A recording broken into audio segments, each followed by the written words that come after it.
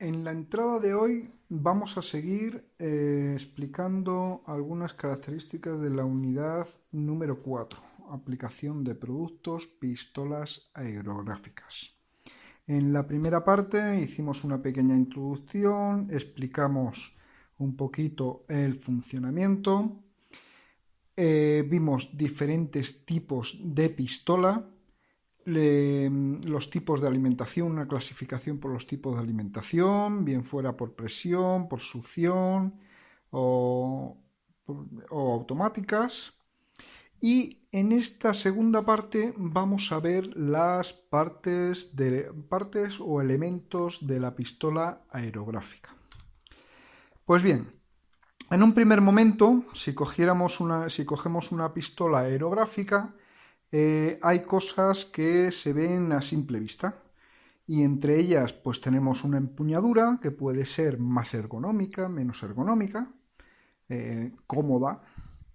Tenemos el gatillo, que es donde accionamos el retroceso de la aguja, que ya veremos después. Observamos una tuerquecita por donde pasa la aguja que lo llamamos prensa estopas y además el depósito, que puede estar arriba o abajo. En la imagen que sale en la presentación lo tenemos en la parte de arriba. Por otro lado, tenemos dos entradas. La pistola tiene dos entradas. Tiene la entrada de producto, que es por donde va a entrar el producto que nosotros queremos proyectar, y la entrada de aire. En este caso, como es una pistola aerográfica por succión, solo tiene una entrada de aire. Pues bien, aparte, hay tres elementos que son muy importantes en una pistola aerográfica. Si nos fijamos en la nueva imagen que ha aparecido, ahí aparece la tuerca, que la tuerca, bueno, es un componente más, un elemento más, pero tenemos la boquilla de aire.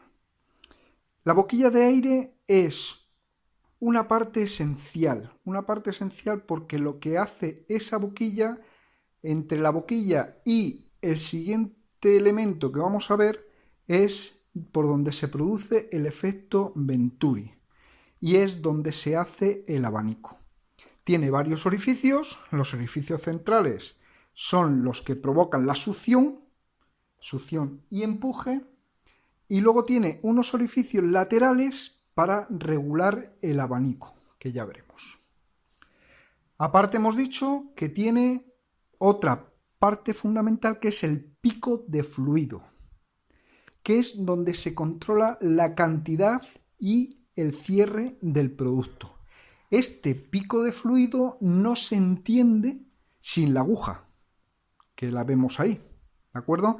¿Por qué? Porque la aguja tiene que acoplar perfectamente en el pico de fluido. ¿Para qué? Para hacer el cierre, ¿de acuerdo? Por lo tanto, tenemos esas tres partes: la boquilla de aire, el pico de fluido y la aguja. Luego también podemos observar diferentes regulaciones, porque claro, esta pistola, la pistola aerográfica, necesitamos regularla.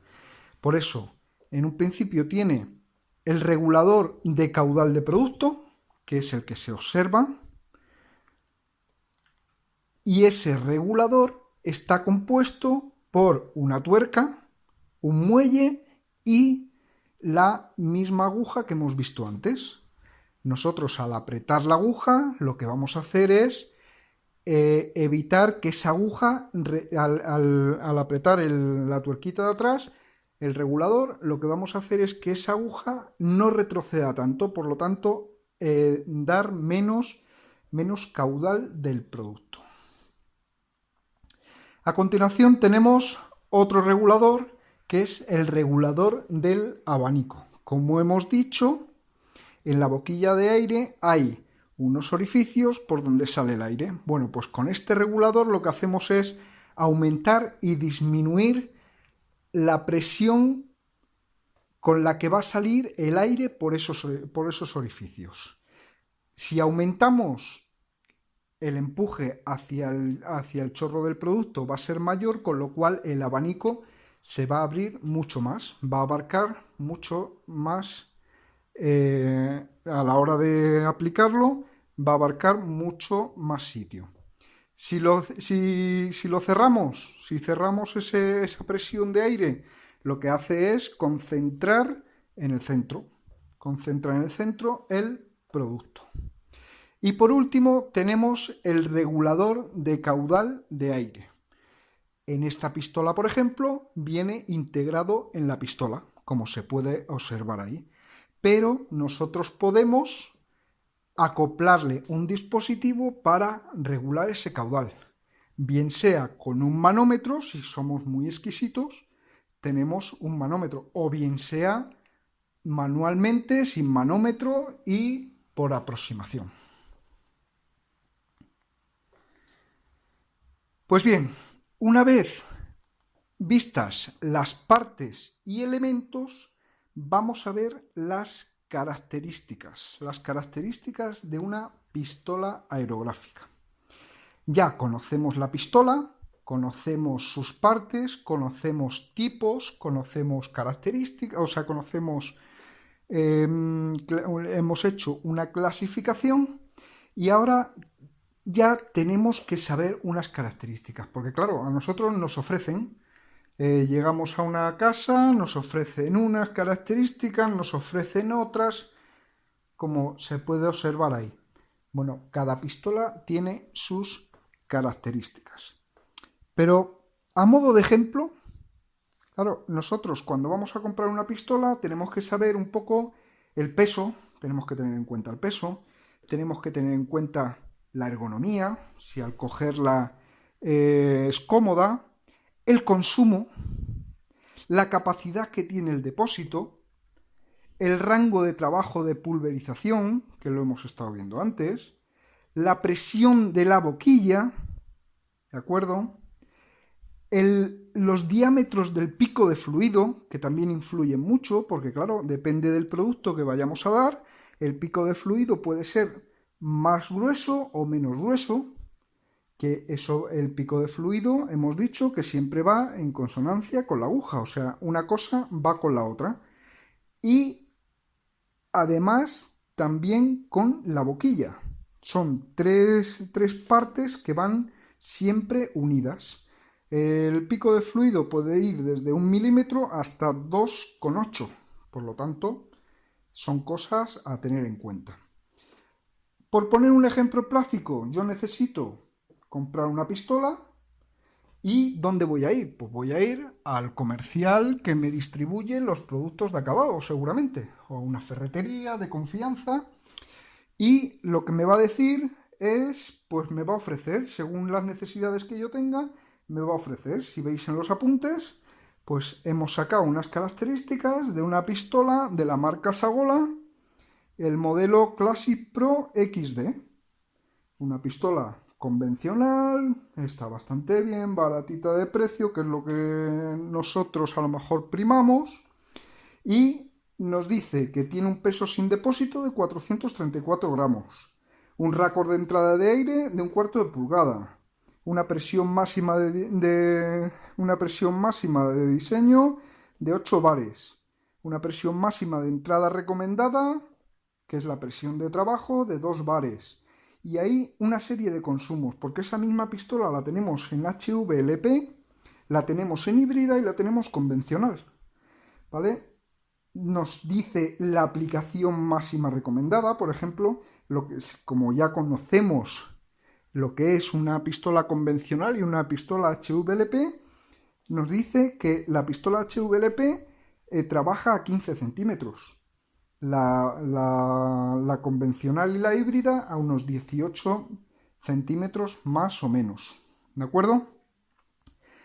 Pues eso es lo que hay. Luego, en cuanto al funcionamiento, en el tema viene funcionamiento. Vienen ahí unas pautas. He indicado unas pautas para seguir, pero esas pautas, como viene en la presentación, tanto el funcionamiento como la utilización de una pistola comienza por su conocimiento. Ya la conocemos, pero tenemos que manejarla. Tenemos que manejarla, tenemos que desmontarla, tenemos que volverla a montar 50.000 veces para tener esa práctica.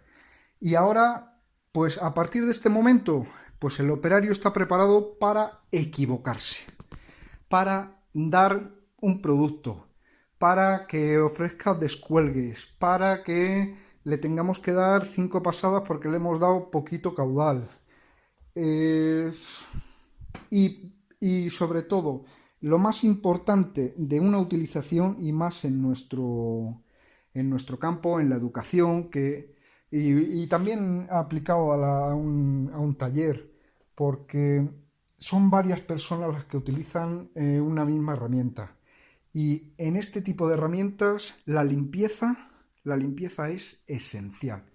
Ahí pongo el enlace a un vídeo donde nos indica qué partes son más importantes para limpiar, que ya como nosotros conocemos los elementos, podemos hablar que la boquilla del aire, el pico de fluido, la aguja y los conductos por donde van el producto son zonas estratégicas de limpieza.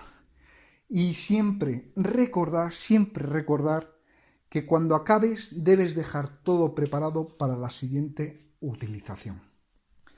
A continuación muestro una bibliografía y webgrafía de donde he sacado la información. Mucha es propia mía, pero por ejemplo las imágenes están sacadas casi todas de la marca Sagola. Personalmente me gusta bastante. Y luego son notas que he ido cogiendo pues, de diferentes libros, como Tratamiento y recubrimiento de superficies, de la editorial Paraninfo, o el barnizado de la madera, que es una traducción de un cuaderno de una institución francesa. Y nada más, muchas gracias por vuestra atención y espero que os sea de utilidad.